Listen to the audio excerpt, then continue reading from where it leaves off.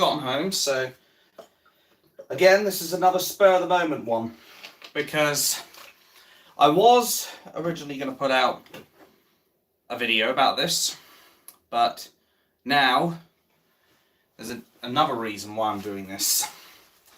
But let's get this shit off first, if I can, because it's a bastard getting. I always have trouble with the sleeves for whatever reason. And that one I've still got the inside sleeve stuck in there. But yes, what a day. So, just give it another 10 or so seconds and we'll get started. Cheers. Oh, much better. I only wish it was wine, or rather that I could drink it. But anyway, I want to talk about Nigel Farage today, as the title suggests, because there are a number of things that I need to discuss about it, more than anything. But first we'll get the defence out of the way, and then I'll go ahead and turn the cooker here up to 11 and start grilling his ass, because he deserves both of them all at the same time. But I digress.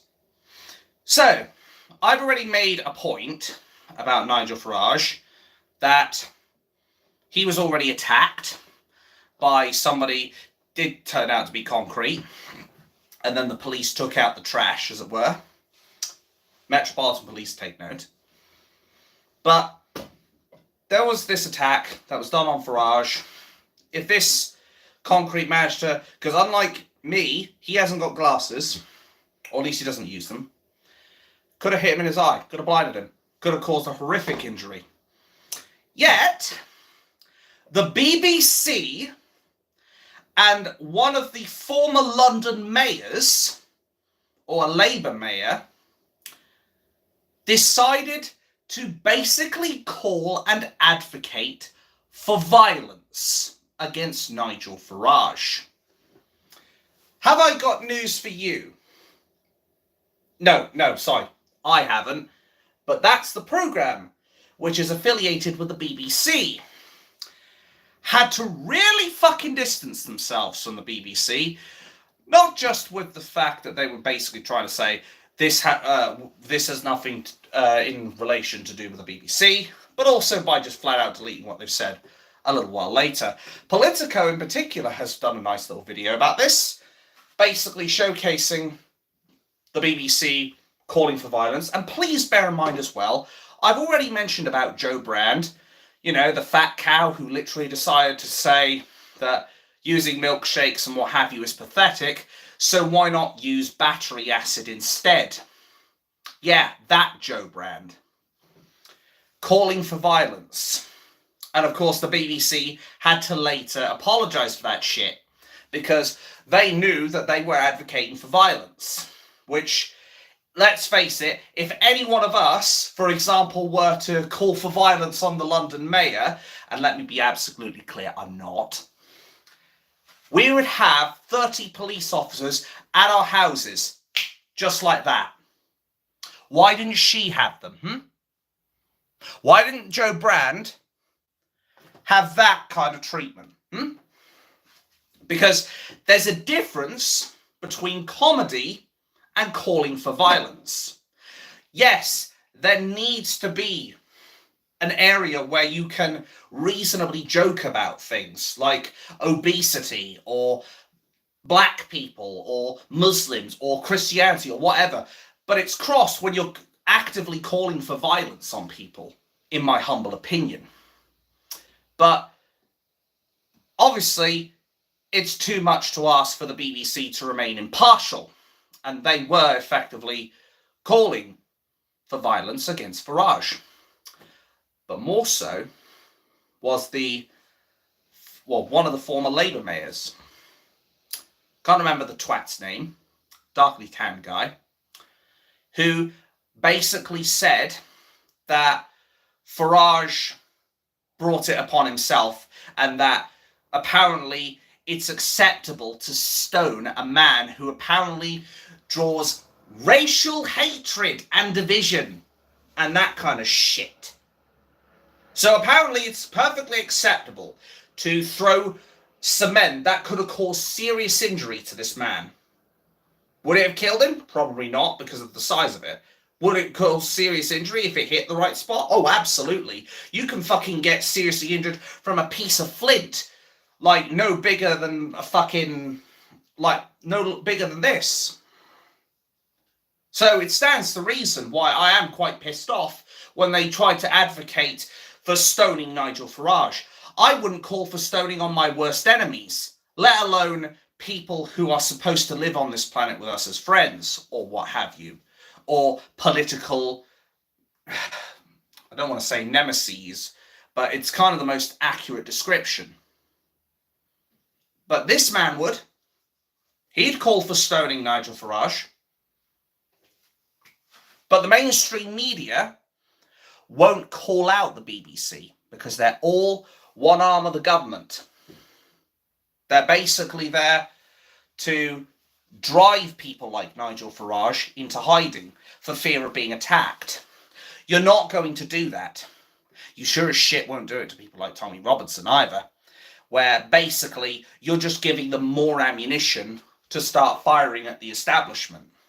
That's all they're doing right now. I think these people know it as well, yet they're too stupid to comprehend that actions have consequences. Hopefully, the red hoodie twat, who is likely going to get a charge for this, if he hasn't been already, will have a nice long sentence to think about his actions and what he could potentially be doing with Nigel Farage.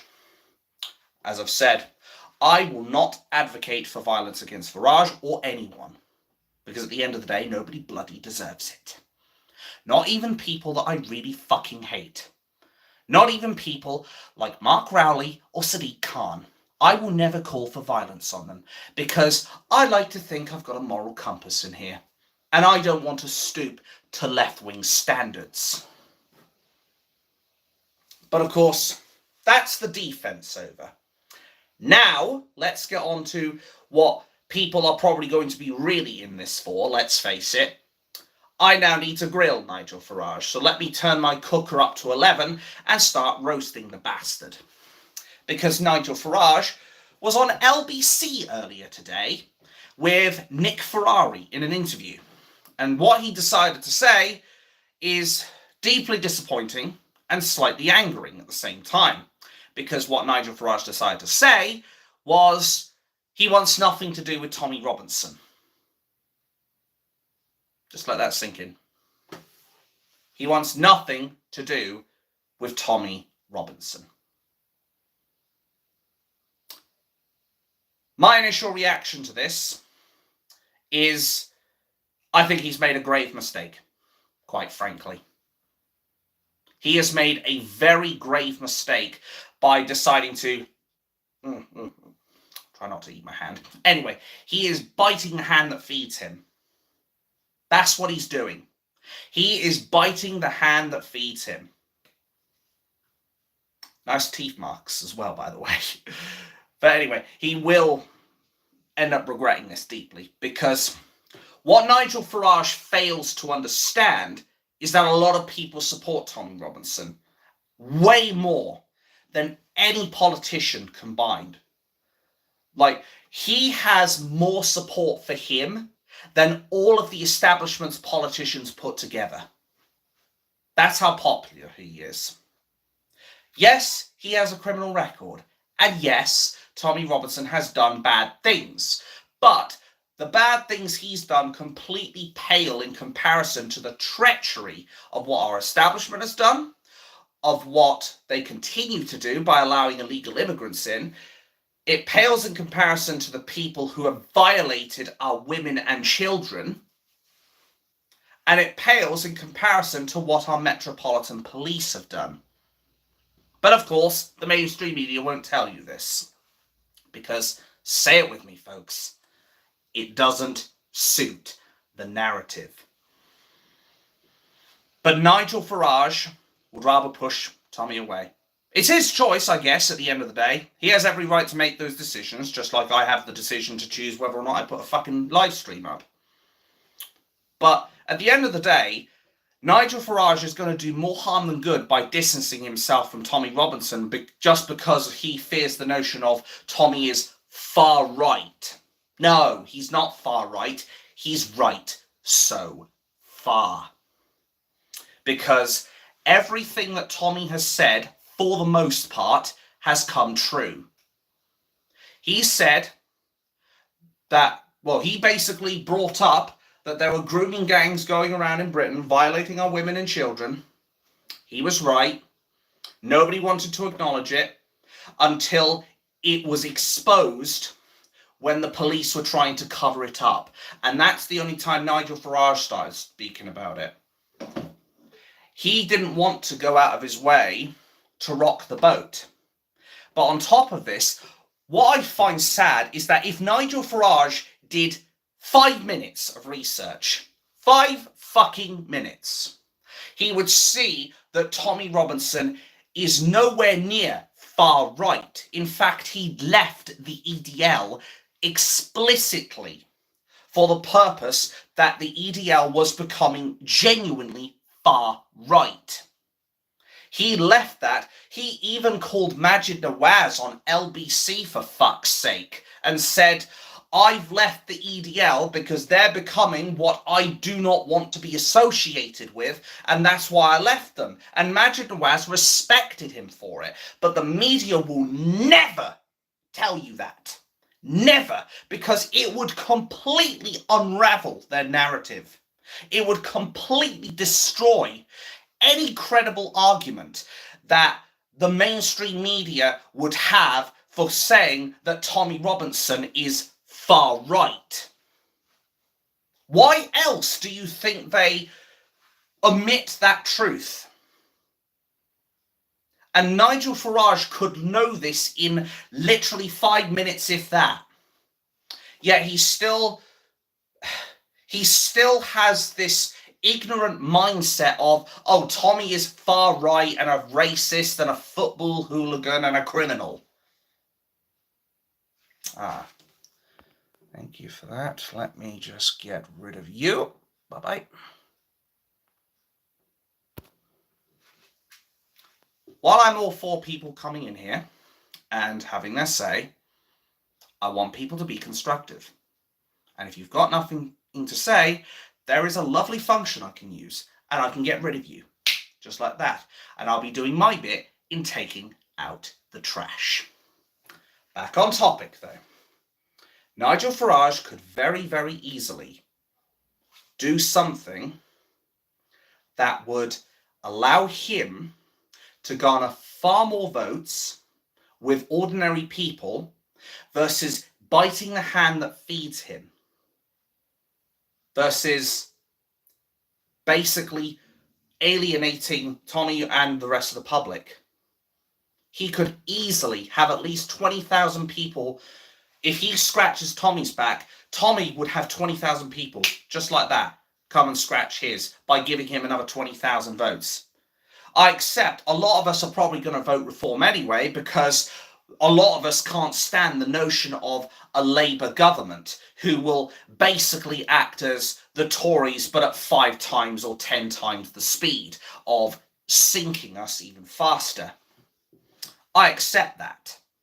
But the trouble is, the more Nigel Farage pushes Tommy away, the less likely Tommy's going to be incentivized to actually forgive him and actually support him. Because it's going to be like, look, you've had your chance to actually come out and apologize, or you've had your chance to realize that I'm not this far-right racist thug and football hooligan like the media would like to tell you.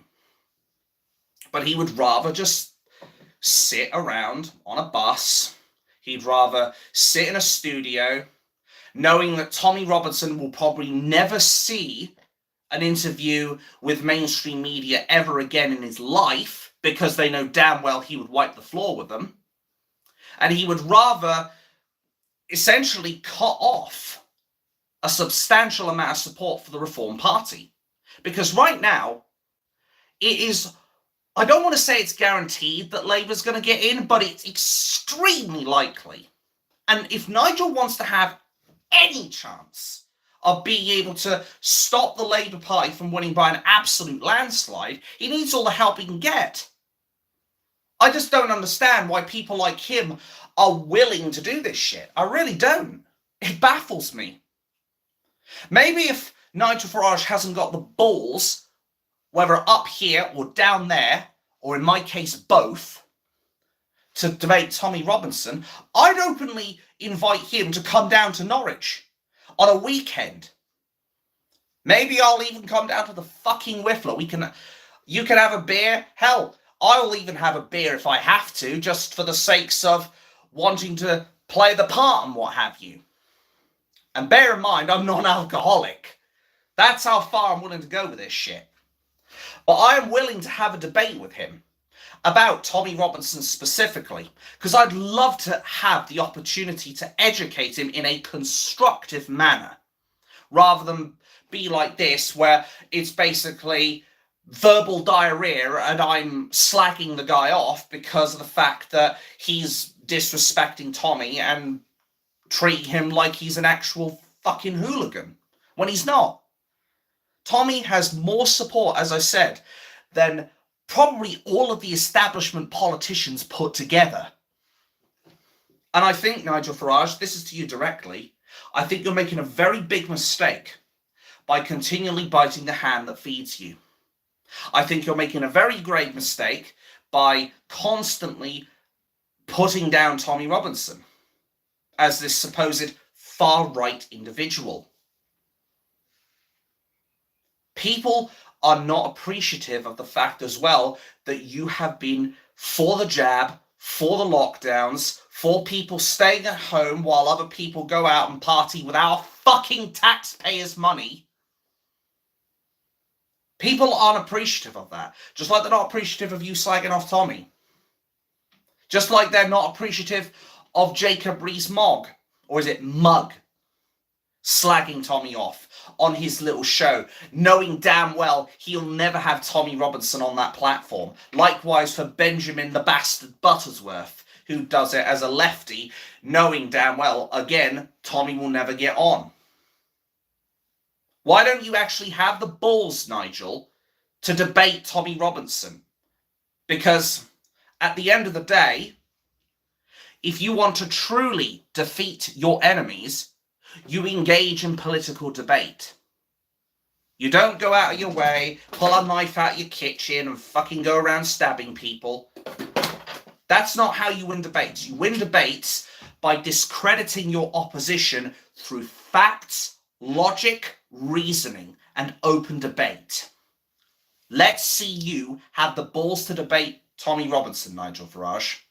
Or if you don't want to debate Tommy Robinson, I will come on, personally.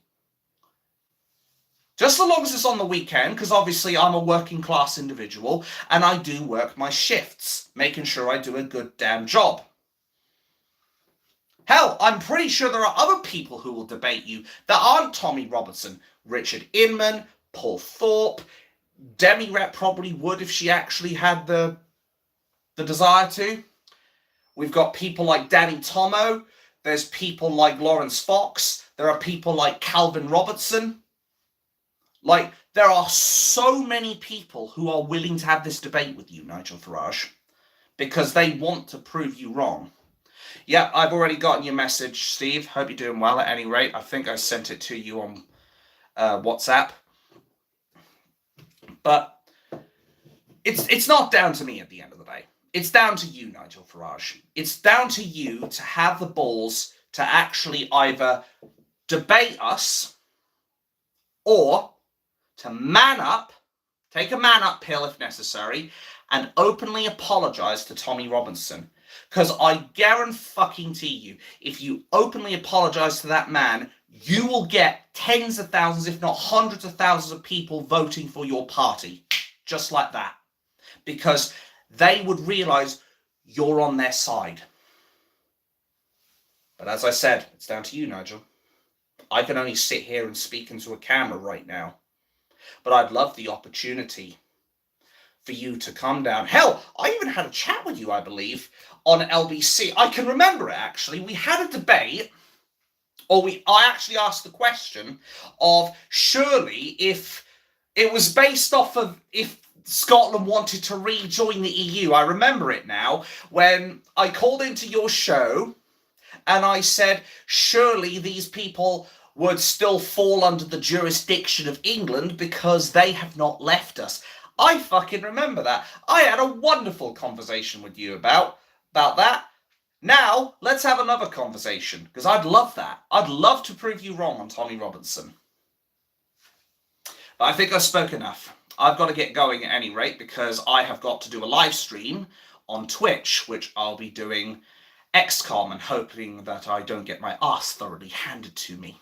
Because I'll say this much for free, if there's one game that kicks my ass around the park and then some, it's definitely XCOM.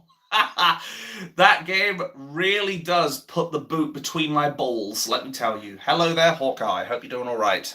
Long live England, as they say.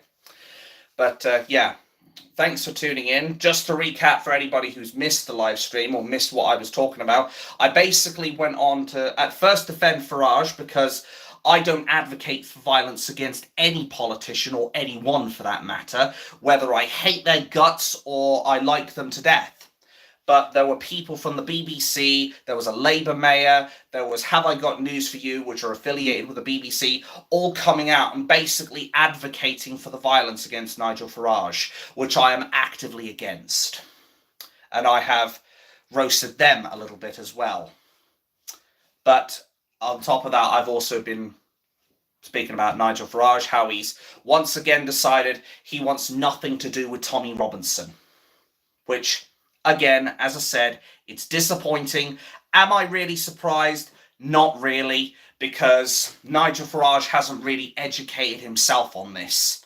I can say that for a fact, because if he did 5 minutes of research on Tommy Robinson, he would be very quickly disproven, and I think he'd be very quick to apologise as well.